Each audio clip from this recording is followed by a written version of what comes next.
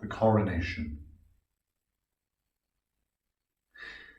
The fourth series of The Crown has just been launched on another online video channel, and it's one that's just a little more popular than our new St Mary's YouTube channel. It has instantly become one of their highest rated programmes because, like the previous 3 seasons, it presents a grand soap opera with huge emotional highs and lows that are all caused by the extraordinary dysfunction of the way the royal family and their relationships are portrayed within the show. It sets all this drama in a rich and luxurious world, within which in turn all the major characters are troubled and trapped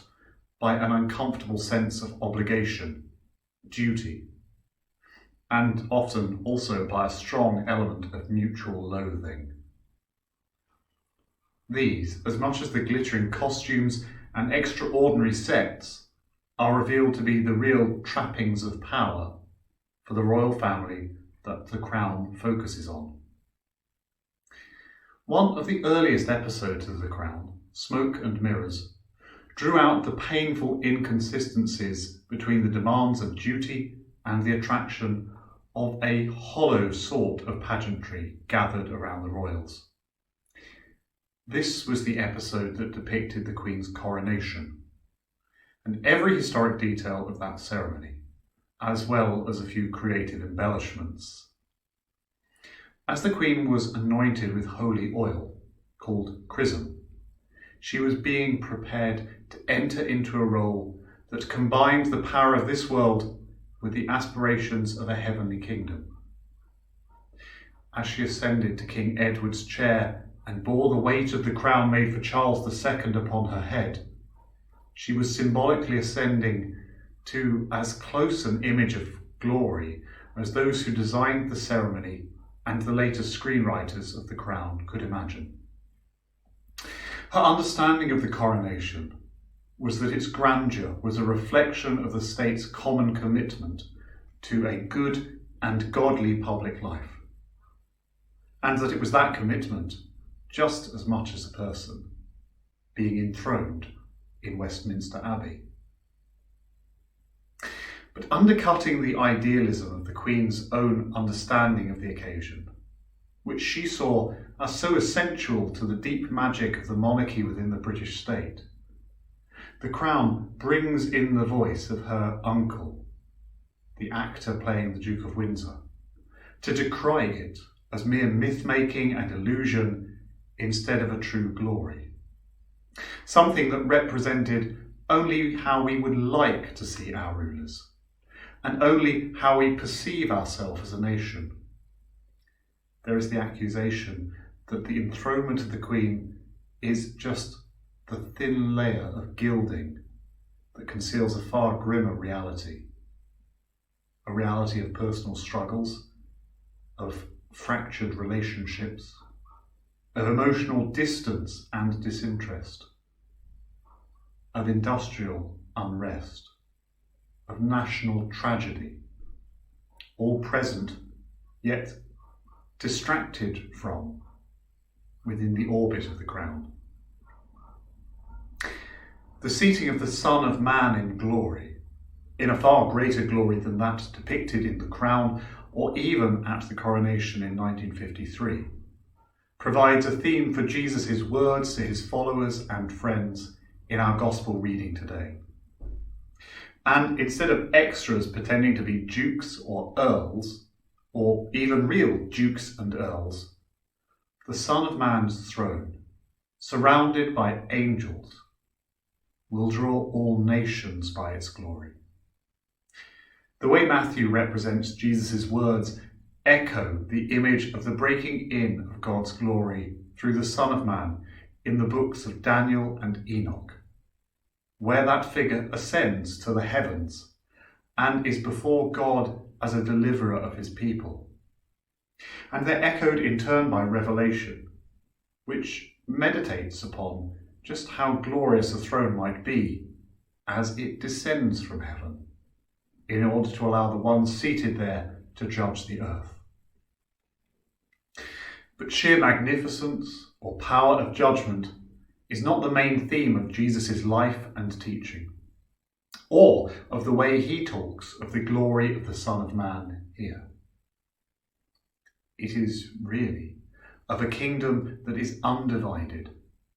and where glory rests on faithful and authentic works of loving kindness. It is a glory that is fully good and godly. And the court,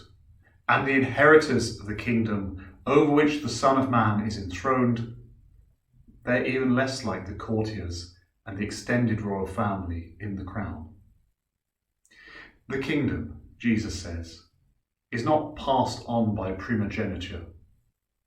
but shared by all those counted as firstborn sons and daughters of a God who gives food to the hungry and drink to the thirsty, a welcome to the stranger, and goods to those who have nothing,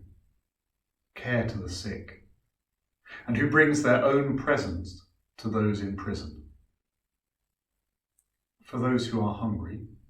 and thirsty and in unfamiliar places, and poor and sick and in prison, they are the ones who make the Son of Man really present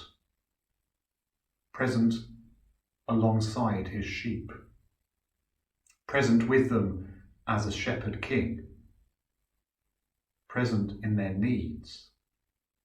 present now and in our world. And those who give them food and drink and a welcome, and goods and care, and of their own presence. Well, the kingdom is not a reward for their charity in which they might luxuriate, but its constitution is written in and through these acts.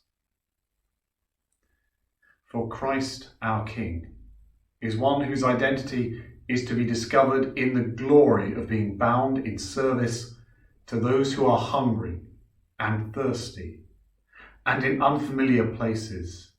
and poor and sick and in prison. And his kingdom,